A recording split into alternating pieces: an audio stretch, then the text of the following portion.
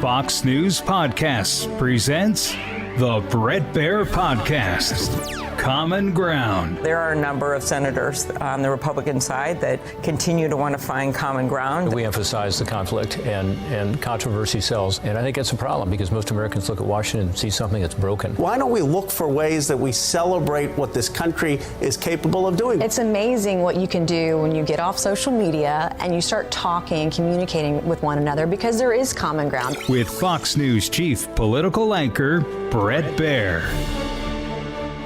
We are the United States of America. We do not bend to terror. Charles F. Burlingame III, United States Navy Reserve, retired. Democracy, freedom, and liberty under law. And those beliefs have inspired generations of patriots to step forward and to wear the cloth of our nation. And they still do. Defense Secretary Austin today at the Pentagon. Captain Burlingame, by the way, was the pilot of American Airlines Flight 77. Today is the 23rd anniversary of the 9/11 attacks. Tonight we talk about that with two West Point graduates who now serve in Congress. We welcome in Michigan Republican Congressman John James and New York Democrat Pat Ryan. They were cadets at the time of the attacks. Each served in Iraq a few years later. Gentlemen, thanks for being here. Congressman Ryan, first to you. This day obviously brings a lot of memories, but take you back to West Point and kind of getting word of these towers coming down.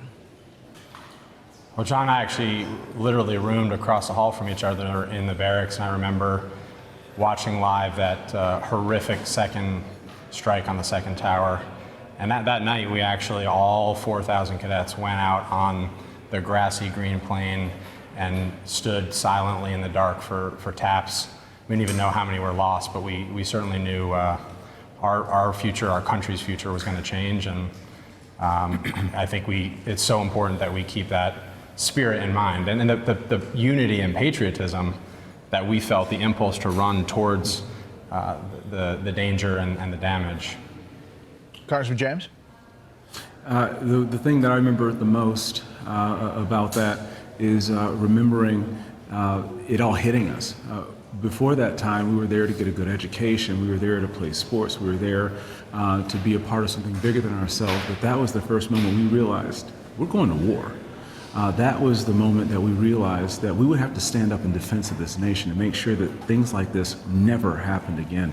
Our class 2004, has suffered the most casualties of any class since the Vietnam War because we were the first class to take the oath of affirmation. That's essentially when you're rising to your junior year, that's when you start and your 5-year obligation begins.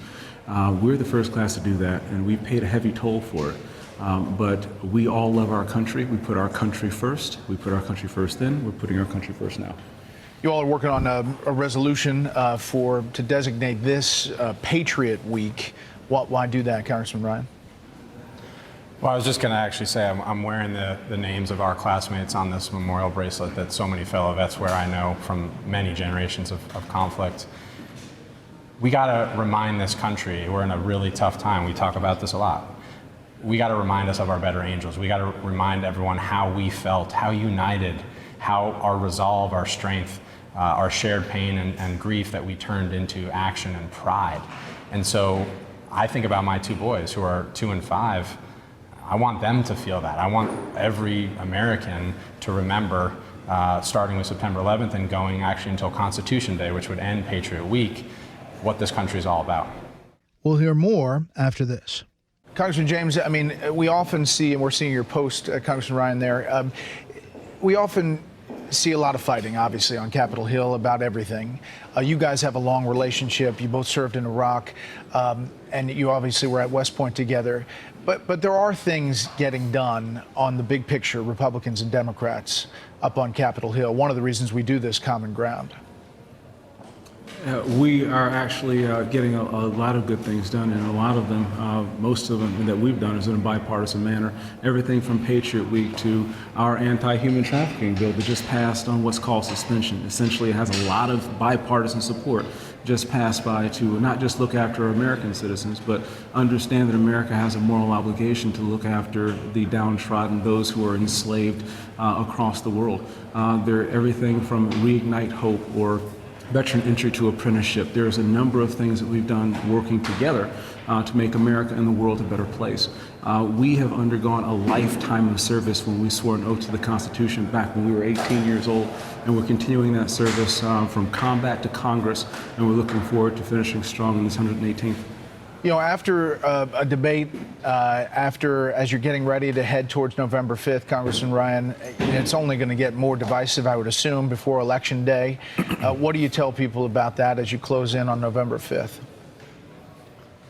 Yeah, I'm worried about our country. I'm worried about our politics. I'm worried about people in both parties calling to the worst of us. And I know it almost sounds cliche, but I think we really learned in our service. It's about, when we were going out on patrol, I didn't care your party, I didn't care your race, gender, sexual orientation, what team you rooted for, although I'm a Yankees fan. But it was about the mission we had to accomplish together. We've, I think, by force of personality in some ways, operated that way here in Congress. And that's refreshing to me. That's a lot of what I'm gonna talk about and have talked about with my constituents in my community. Serious point here, Congressman James. Military recruitment. There's a lot of concern about the military. The goals back in 2021 were all met, but if you look at the latest, the current fiscal year, they're on track for recruitment goals, but it's in part because perhaps they've lowered those expectations. They've lowered the expectations from recent years. Are you concerned about the military and people stepping up? I am. Leadership's important, and people need to remember that a united America is undefeated. They need to see that leadership emulated from the top, which is why I think there should be more veterans in Congress, not less.